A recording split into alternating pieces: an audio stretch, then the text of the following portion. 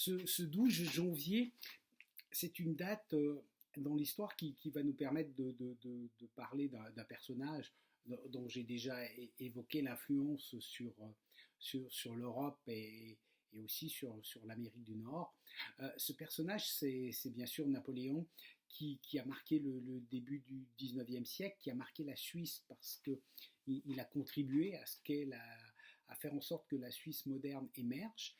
Il a aussi influencé le Québec, puisque son blocus de l'Angleterre en 1806 a fait un peu la richesse de la vallée du Saint-Laurent, puisqu'il a permis le développement du commerce du bois.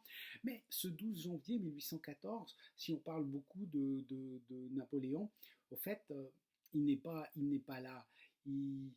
Et on se trouve à Bâle, dans la Maison Bleue, à Bâle, et on a une rencontre de personnages qui ont marqué l'histoire de l'Europe. Ces personnages, c'est l'empereur François Ier d'Autriche, qui vient prendre ses quartiers justement dans cette Maison Bleue. Ensuite, on a le tsar des Russes, Alexandre Ier, et le roi de Prusse, Frédéric Guillaume III. Tous les trois vont le lendemain rejoindre l'empereur d'Autriche dans cette célèbre Maison Bleue pour évoquer le sort de la Nouvelle Europe, qui est née des défaites de Napoléon. Bâle, au fait, ce n'est qu'une étape sur la route de Paris, car le petit caporal corse, comme l'appellent ces grands hommes réunis à Bâle, n'a qu'à bien se tenir. On sent ce début d'année 1814 que sa chute est proche. D'ailleurs, à Bâle, qui avait été conquise par les armées napoléoniennes, comme tout le reste de la Suisse, n'a pas résisté. L'arrivée des troupes alliées ont chassé les Français. Il y a seulement la forteresse de Huningue qui va s'opposer, qui va être bombardée sans répit, sans répit. Et les canons vont arrêter le 11 et le 12 janvier de bombarder parce que l'empereur est là.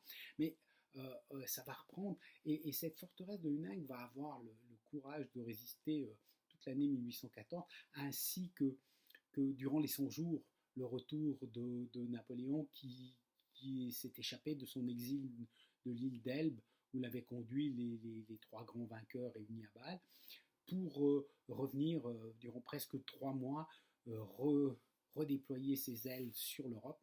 Mais malheureusement, pour lui, l'histoire a noté en 1815 à la bataille de Waterloo, ce sera la fin et ce sera l'exil non plus sur une île européenne, en Méditerranée, où il est encore trop proche de son ancien empire, mais on l'enverra au très fond de l'Atlantique, à l'île de Sainte-Hélène, perdu seul au milieu d'une mer hostile.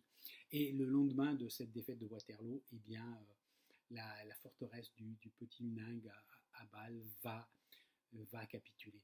Et ça va être pour la Suisse 1815 le début de ce qu'on a appelé la Restauration.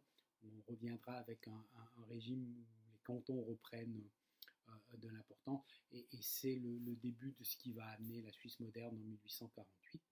Alors que pour le Québec, eh bien, la chute de Napoléon n'aura pas eu une très très grande influence, peut-être simplement que l'Angleterre étant vainqueur, elle va pouvoir développer son commerce encore plus.